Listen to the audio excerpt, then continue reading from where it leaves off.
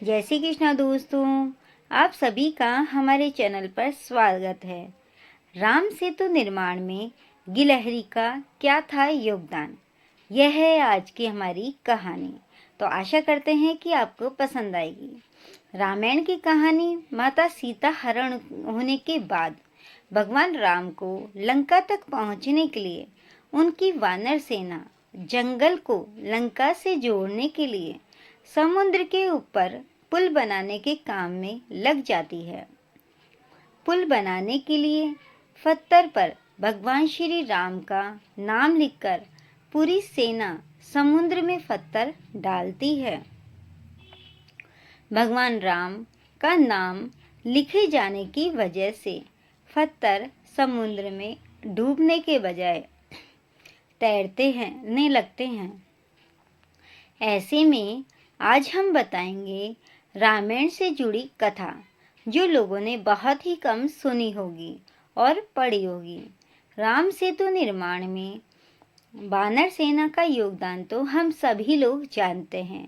वानर सेना के योगदान से तो कोई भी अनजान नहीं है, पर क्या आप गिलहरी का योगदान जानते हैं? आज हम आपको बताएंगे राम सेतु निर्माण में गिलहरी का क्या योगदान था। जब एक गिलहरी ने की भगवान श्री राम की मदद। तो आइए जानते हैं कि कैसे की मदद। लंका पर चढ़ाई के लिए पुल की मदद में करने के लिए पुल निर्माण में मदद करने के लिए गिलहरी बार बार शरीर पर बालू रेत लपेटकर उसे पुल पर गिराती थी। दोस्तों, कहानी जानने से पहले आप हमारे चैनल को लाइक, शेयर एंड सब्सक्राइब जरूर कर दें, जिससे कि आपको हम जो भी आगे की कहानियों के वीडियो डालें वो आप तक पहुंच जाए। क्योंकि आप कहानी सुनने में अत्यंत व्यस्त हो जाएंगे और कहानी सुनकर चले जाएंगे, तो उससे पहले हमारे सब्सक्राइब बटन को प्लीज़ दबा दें।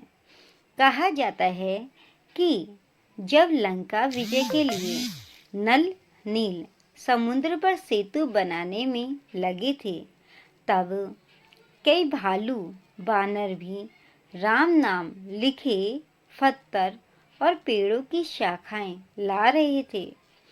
एक गिलहरी यह सब कुछ देख रही थी।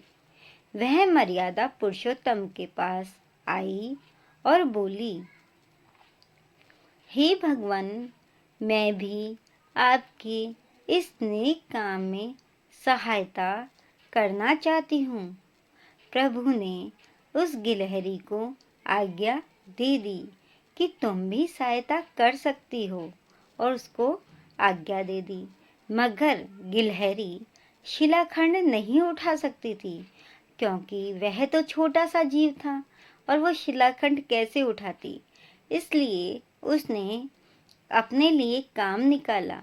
वह बार बार समुद्र में स्नान करके रेत पर लोटपोट होती और सेतु पर दौड़ जाती और सेतु पर जाकर अपने शरीर पर लगी रेत को गिरा देती। उसका यह कार्य निरंतर चलता रहा, बिना रुके चलता रहा। वह रुकी नहीं और लगातार वह यह कार्य करती रही। गिलहरी की इस लगन को श्री राम जी बड़े कौतूहल से देख रहे थे। उस छोटे जीव की ओर किसी का ध्यान नहीं गया, केवल श्री राम बड़े ध्यान से उसे देख रहे थे। भगवान श्री राम ने संकेत से हनुमान जी को पास बुलाया और उस गिलहरी को लाने के लिए कहा। हनुमान जी ने गिलहरी को रघुनाथ जी के पास लाए। प्रभु ने उस नन्हे से जीव से पूछा, तुम सेतु पर क्या कर रही थी? तुमको भय नहीं लगता कि कपियों या रीछों के पैरों के नीचे आ सकती थी, या कोई वृक्ष अथवा शिलाखंड तुम्हारे ऊपर गिर सकता था? तुम्हें भय नहीं था कि ऐसा कुछ हो सकता है? गिलहरी ने कहा कि आपके सेवकों के पैरों के नीचे मेरी मृत्यु हो जाए, यह तो मेरा सौभाग्य है भगवान।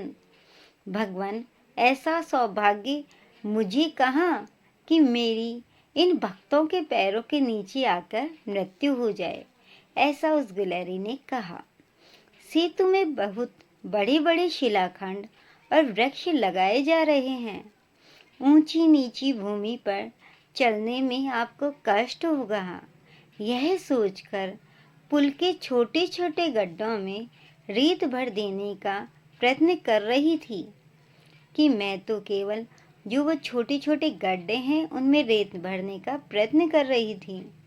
गिलहरी की बात सुनकर भगवान श्री राम प्रसन्न हो गए। उन्होंने अपने बाएं हाथ पर गिलहरी को बिठा लिया। जगत के पालक ने उस जीव को वह आसन दे रखा था जो किसी भक्त को भी प्राप्त नहीं होता कि उन्होंने अपने हाथों में किसी जीव को उठा लिया हो। कहते हैं इस सेवा भाव को देखकर श्री राम ने गिलहरी की पीठ पर स्नेह से अपना हाथ फिराया। तभी से गिलहरी की पीठ पर प्रभु की अंगुलियों के चिन्ह स्वरूप में 3 श्वेत रेखाएं पीठ पर बन गई।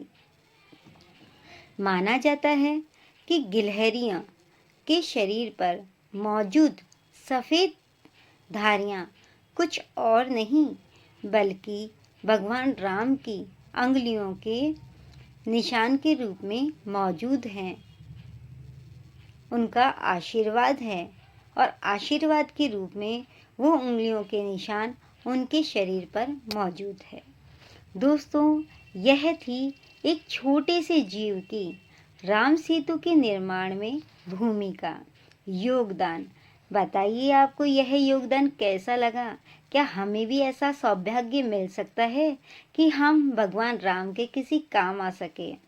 अगर दोस्तों आपको यह कहानी अच्छी लगी हो तो हमारे चैनल पर लाइक, शेयर एंड कमेंट जरूर करें और कमेंट बॉक्स में जय श्री राम लिखकर कमेंट बॉक्स में ज़रूर लिखें, जिससे कि हमें पता चले कि आपको ये कहानी कैसी लगी। जय सिया राम।